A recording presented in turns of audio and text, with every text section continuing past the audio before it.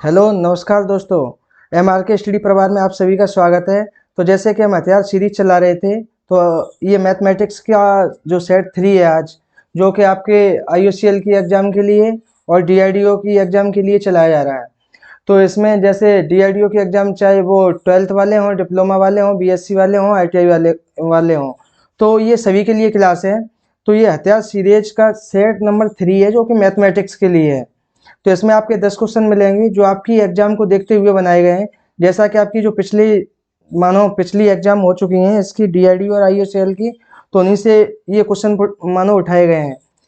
तो आप देखते हैं इस सबसे पहले क्वेश्चन नंबर 1 से।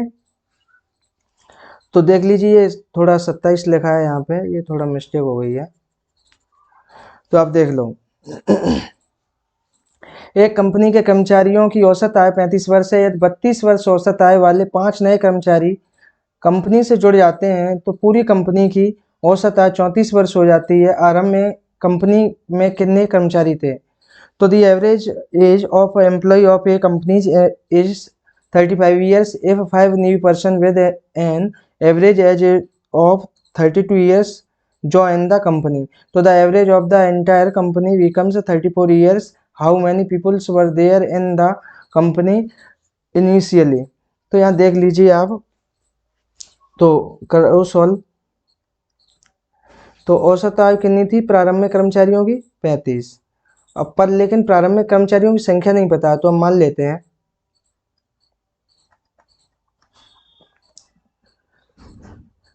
प्रारंभ में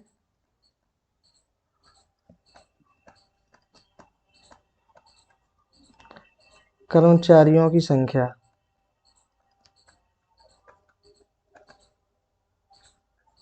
कितना? x है। और 5 नए आने के बाद, 5 नए कर्मचारी आने के बाद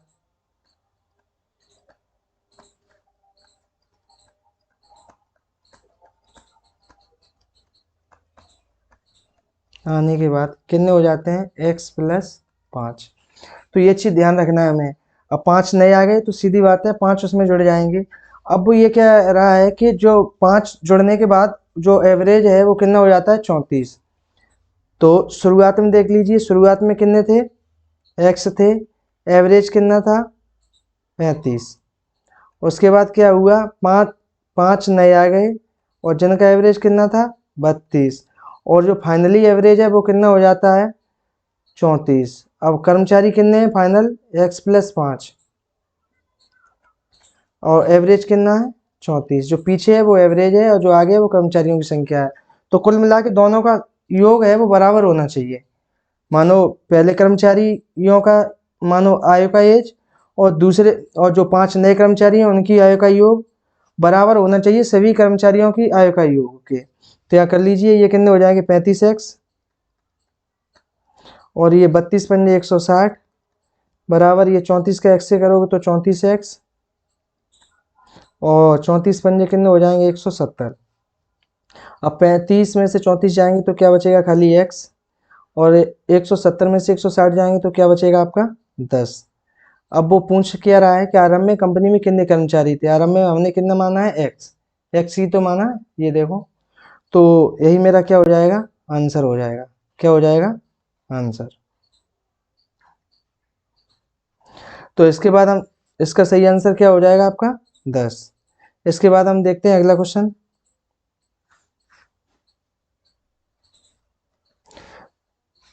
तो ये ब्लैंक पेज है। इसके बाद देखो एक व्यक्ति समान दूरी की 4 यात्राएं करता है।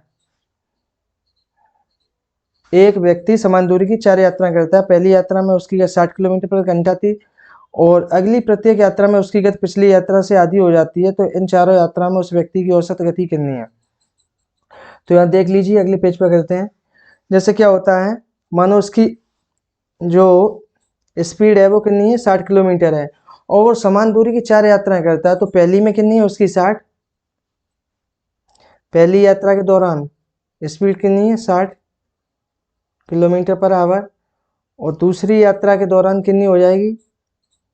दूसरी यात्रा के दौरान 30 किलोमीटर पर आवर, क्योंकि आधी हो जाती है ना। दूसरी में हो जाएगी 30 किलोमीटर पर आवर, और तीसरी यात्रा के दौरान कितना हो जाएगा 15 किलोमीटर पर आवर, और चौथी यात्रा में इसका भी आधा कर दोगे आप तो कितना हो जाएगा 7.5 किलोमीटर पर आवर। अब ये हुआ, तो टोटल ये 4 हैं, पहली में 60, दूसरी में 30, और तीसरी यात्रा के दौरान 15, और चौथी में कितना 7.5। अब इसका टोटल आप निकालोगे तो एवरेज स्पीड इसकी कितनी आएगी, एवरेज स्पीड आपकी आ जाएगी 60 + 30 + 15 + 7.5, उसके बाद बट्टे में क्या हो जाएगा 4, और ये है क्या है एवरेज, चलो स्पीड का एवरेज, स्पीड एवरेज। अगर इसे आप काउंट करोगे तो ये कितना आ जाएगा 0.5,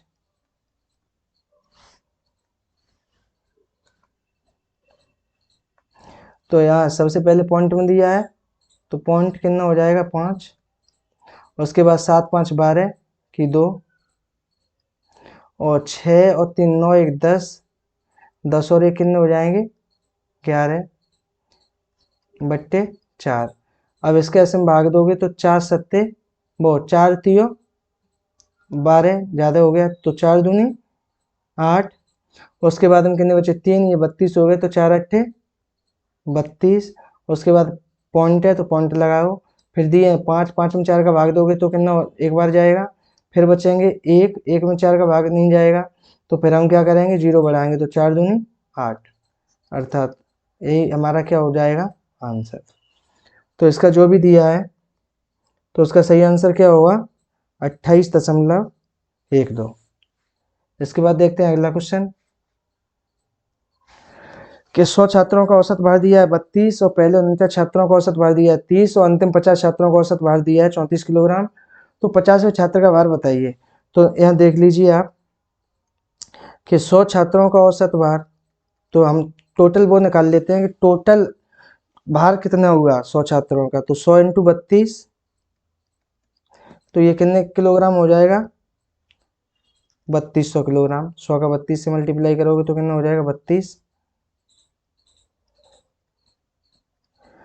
अब इसके बाद हम देख लेते हैं, इधर देख लो, अब कह रहा है कि 49 छात्रों का औसत भार, तो यहाँ देखो 1 से लेके 49 तक के छात्रों का भार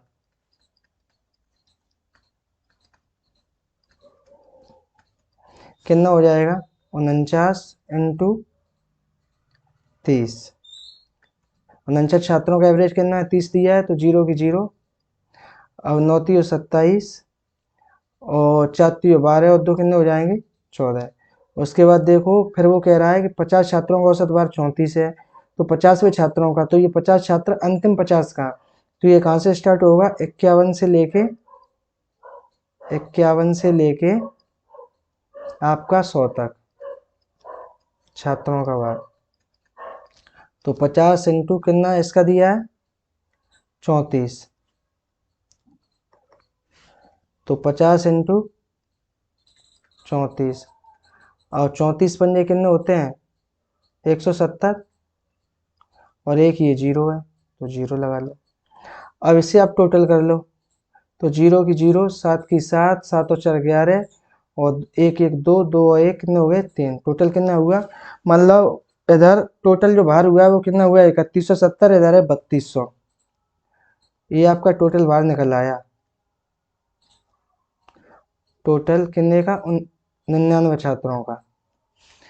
अब यहाँ निकाल लीजिए अंतर, जो अंतर आएगा वो 50वें छात्र का भार होगा।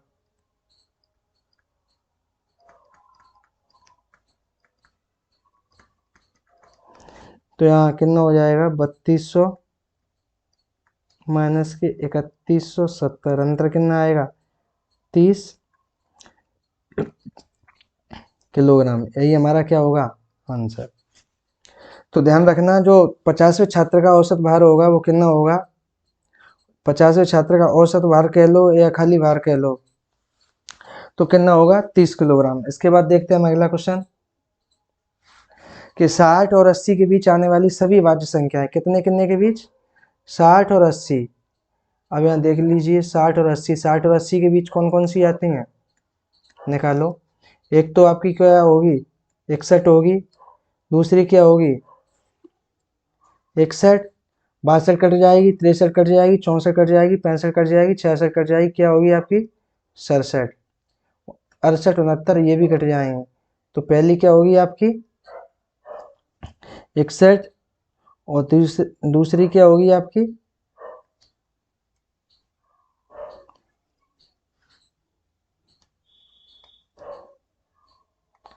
पहली 61, दूसरी 67, तीसरी क्या हो जाएगी 71, फिर 73, और अंतिम क्या हो जाएगी आपकी 79।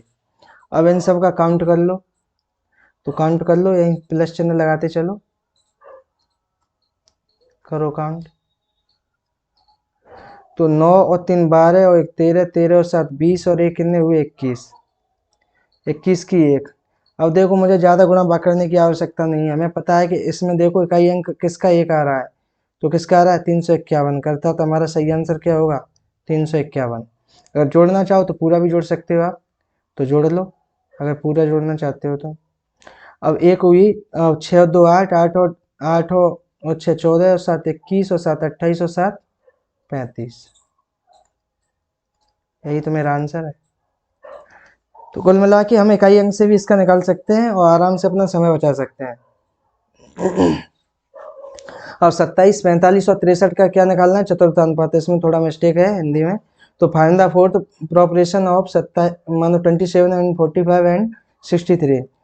तो चतुर्थानुपात निकालना है, तो निकाल देखो 27, 45 और 63, चतुर्थ मान लिया मैंने x। इसमें क्या होता है कि पहली और चौथी का मल्टीप्लाई, दूसरी और तीसरी का मल्टीप्लाई, मानो अंतिम और पहली का योग वो गुणनफल दूसरी और तीसरी के गुणनफल के बराबर होता है। तो यहाँ क्या हो जाएगा 27 इंटू एक्स बराबर 45 इंटू 63। तो 9 और 27, 9 पंजे 45 और 3 से ये काट दो तो 21 और 63। तो ये क्या बचे एक्स इक्वल टू 21 पंजे 105, यही हमारा क्या हो जाएगा आंसर। इसके बाद देखते हैं हम अगला क्वेश्चन कि प्रथम 20 विषम प्राकृतिक संख्याओं का समांतर माध्य क्या होगा। देखो मैं यहाँ बता रहा हूँ आपको, जैसे विषम प्राकृतिक संख्या है, जैसे 3 मान लो, 5 मान लो, 7 मान लो। तो अब वो ये कह रहा है 3 कोई विषम प्राकृतिक संख्या है जिसमें पहली संख्या 3 है, दूसरी 5 है और चौथी तीसरी संख्या 7 है। तो इसका समांतर माध्य क्या होगा। अगर कोई भी आप संख्याएं लोगे, जैसे कुछ नहीं एक से ही ले लो, 1 3 5, ये 3 संख्याएं और 3 विषम है, तो यहाँ इसका क्या हो जाएगा समांतर माध्य 3 ही होगा। अगर आप जोड़ के करो, देखो जब अंतर समान हो, जैसे कोई विषम संख्या नहीं है अंतर समान हो, तो उसकी जो बीच वाली संख्या होती है वही समांतर माध्य हो जाता है, या खाली माध्य भी कह सकते हो, मीडियन भी कह सकते हो, सॉरी मीन। तो यहाँ अब बात करते हैं हम इसी तरह से, तो इसी तरह चाहे वो संख्याएं विषम कितनी भी हों और लेकिन प्राकृतिक हों, जैसे कह रहा है प्रथम 20 प्राकृतिक संख्याओं का समांतर माध्य, तो आप एक मानो शुरुआत करोगे, जैसे 3 से शुरुआत करोगे आप लास्ट तक जाओगे, तो उनका अगर एवरेज निकालोगे तो जो समांतर माध्य वाली संख्या होगी वो उसका आंसर कितना आएगा 20 ही आएगा, क्योंकि ये विशेष होता है। आप देख लीजिए, नोट लिखना चाहो तो लिख लो, एन विषम संख्याओं का औसत या समांतर माध्य क्या होता है, एन ही होता है। एन विषम संख्याओं का समांतर माध्य या औसत क्या होता है, एन ही होगा। तो यहाँ इसका आंसर सीधे बता सकते हैं कितना होगा इसका 20। तो इसके बाद देखते हैं अगला क्वेश्चन। क्योंकि वह एन की वैल्यू 20 थी, तो जो एन ही संख्याएं थी तो इस वजह से 20 ही होगा वहाँ, ठीक। इसके बाद देखते हैं हम अगला क्वेश्चन कि यदि ए और बी का अनुपात 4:5 है, उनके वर्गों का अंतर 81 है, तो ए का मान ज्ञात करो। जैसे ए और बी का अनुपात दिया है तो ए की वैल्यू कितनी हो जाएगी, जैसे 4 यहाँ दिया है ए अनुपात बी बराबर 4:5, यही तो दिया है। तो ए की वैल्यू हम कितना लिख सकते हैं 4x, और बी की वैल्यू कितना लिख सकते हैं हम 5x। अब इसका अगर वर्ग करोगे तो ये कितना हो जाएगा 16x², और इसका अगर आप वर्ग करोगे तो ये कितना हो जाएगा 25x²। अब इन दोनों का अंतर देख लो, इस 25 में से 16 जाएंगे, कितना बचेगा 9x²। अर्थात क्वेश्चन में दिया है कि उनके वर्गों का अंतर 81 है, तो 9x² इक्वल टू कितना हो जाएगा 81। 9 से ये 9 खत्म, मानो 9 से ये 81 खत्म, कितने बार 9 बार। तो अब देख लीजिए x² बराबर 9, तो x बराबर कितना हो जाएगा 3। अब वो पूछ के रहा है ए का मान बताओ, ए हमारा कितना है 4x, तो a equal to 4 into 3, total कितना हुआ 12। अर्थात जो a का मान है वो कितना हो जाएगा 12, यही हमारा क्या होगा आंसर। तो इसके बाद देखते हैं हम अगला क्वेश्चन। जैसे एक रेलगाड़ी 75 किलोमीटर पर घंटे की औसत गति से चलती है, यदि उसे 1050 किलोमीटर की दूरी तय करनी है तो वह इस दूरी को कितने समय में तय करेगी। तो यहाँ देख लीजिए कि एक रेलगाड़ी है, वो कितने से चल रही है 75 किलोमीटर पर आवर की स्पीड से। और अब इसमें कुछ नहीं, सिंपल सा ये फॉर्मूला बेस्ड क्वेश्चन है। यदि उसे इतने किलोमीटर की दूरी तय करनी है तो उसे कितना समय लगा होगा। तो समय बराबर क्या होता है दूरी बट्टे चाल,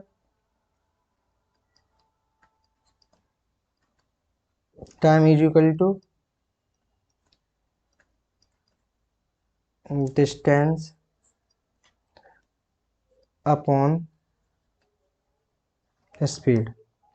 तो निकाल लीजिए डिस्टेंस कितनी है, दोनों का मात्रक देखो सेम है, यहाँ भी ऊपर किलोमीटर पर घंटा दिया, नीचे किलोमीटर दिया है।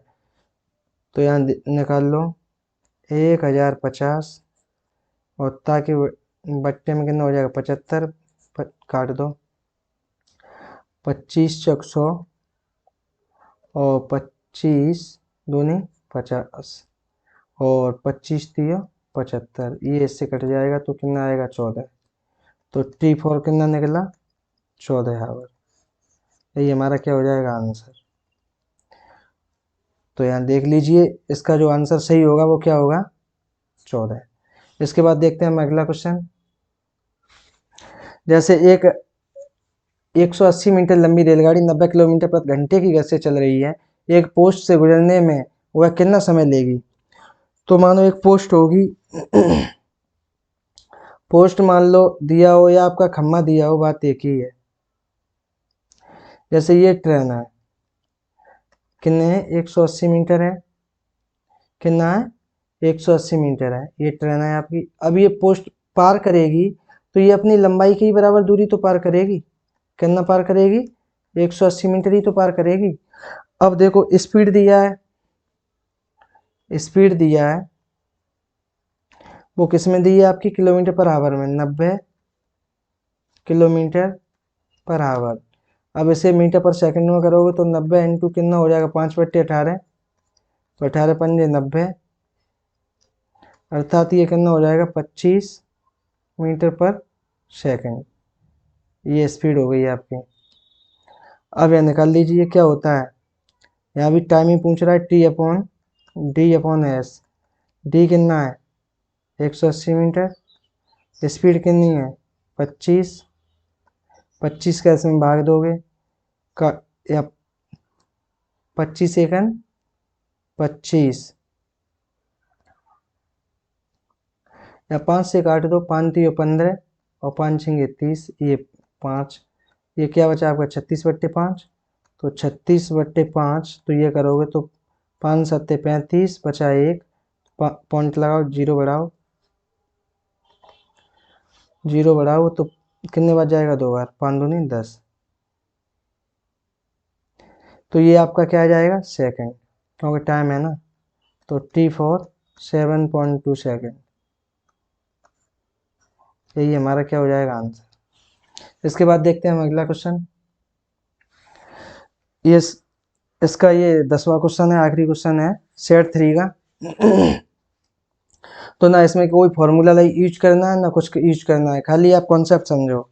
जैसे कोई भी चीज़ होती है हर अपने आप में 100% होती है, चाहे वो कितनी भी हो।